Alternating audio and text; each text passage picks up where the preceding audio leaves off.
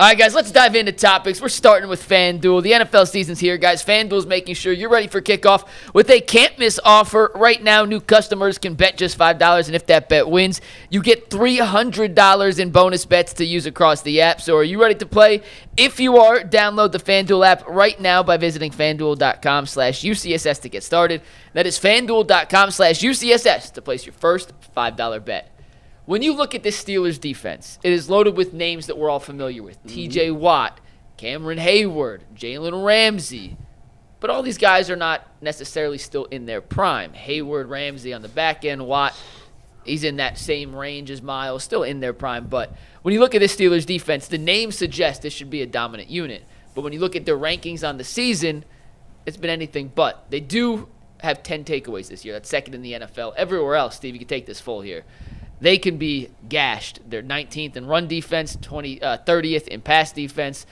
They average 24.5 points a game. Jason, when you look at this Steelers defense against the Browns offense, I understand the Browns offense has its own issues, but is this a defense, despite the name recognition on that side, that you think the Browns can take advantage of on Sunday?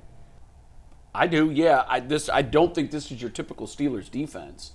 And I know that they, like you said, they have the names. Some of those are long in the tooth. And I think we fear more because of their reputations and what they've done in the past. But clearly, the numbers suggest they're not that group anymore.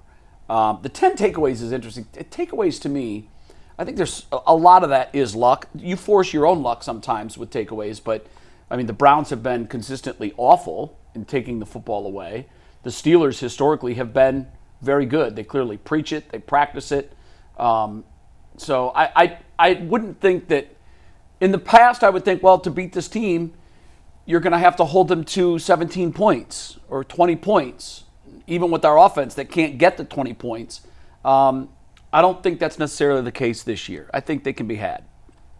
I think they can be had. I don't know that the Browns are the unit to have them. Well, I don't either.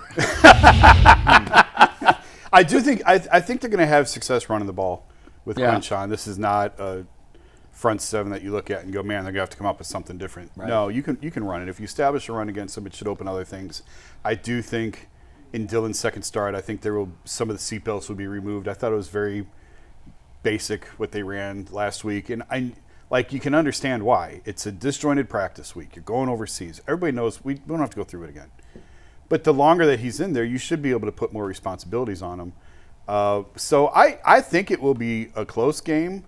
I don't want to give away the headline, but I wanted to pick them. I really wanted to pick them. I don't think it's going to be a blowout. I don't think they're going to go to get Pittsburgh and get boat raced.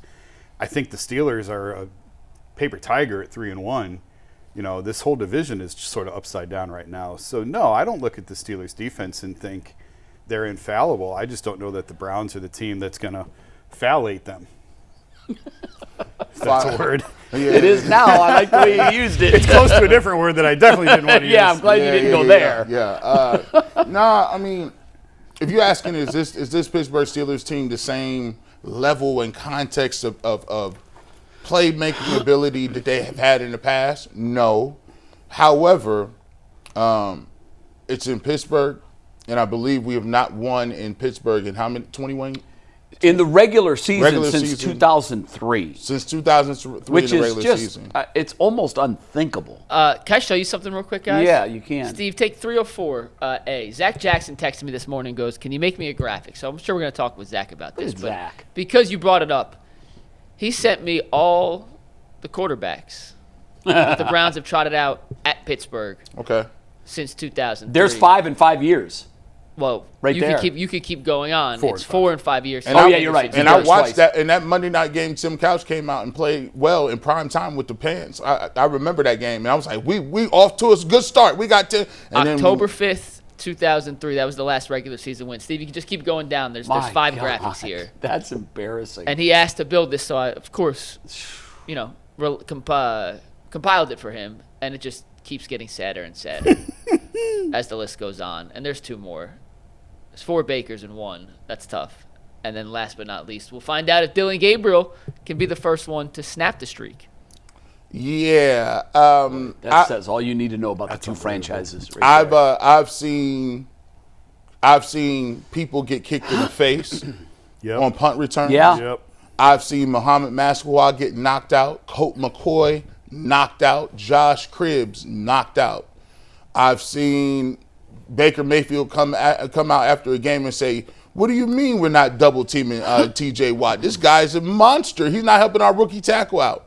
I've seen Deshaun Watson get strip sacked in a game that we had won. I've seen Nick Chubb blow his knee out in Pittsburgh. I seen Hugh Jackson take an L and people get fired. Rob Straczynski right in the locker room. Pittsburgh is Get a new ride back to Cleveland. Pittsburgh is a place of horrors for the Browns, and it's just been like that. Are they the same Steelers? No, but there are limitations in extenuating circumstances with the way the Browns are. Our left tackle situation, obviously we got a rookie quarterback starting. Don't know who the backup's going to be. Guys aren't catching the football, so I don't think we are the team to exploit some of these deficiencies in the Steelers. So we're not going to be the Fally. Yeah. Now listen, I don't think the Steelers are contenders.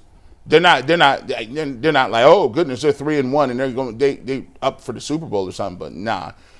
They'll probably win the friggin' division because they win it every year. Yeah, I mean, they're not going to make a run in the. Yeah, they'll win. I think Baltimore. How long is Lamar Jackson out? I agree. I think Baltimore is. Baltimore is. If you're looking for, we're writing off Baltimore a little too early. Yeah, bury them at your own peril.